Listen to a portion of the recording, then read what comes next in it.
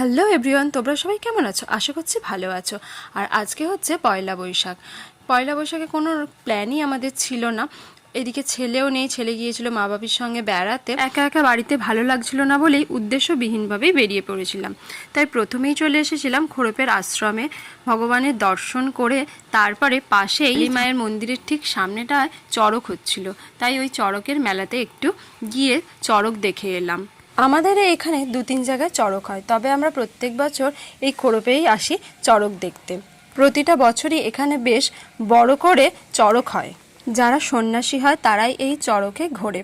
আর এখানে দেখো একটা বাচ্চা ছেলেও সন্ন্যাসী হয়েছিল, সেও ওরকম চড়ক গাছে উঠে ঘুরছিল।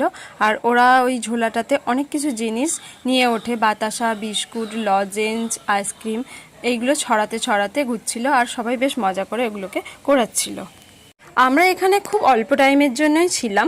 এরপর ওখান থেকে আমরা বেরিয়ে সোজা চলে গিয়েছিলাম আমতা স্টেশন রোডে। ভীষণভাবে চা খেতে ইচ্ছা করছিল, তাই আমতা স্টেশন রোডে ভাগ্নের ফালতু চা নামে একটা চায়ের দোকান হয়েছিল, সেখানেই চলে গিয়েছিলাম।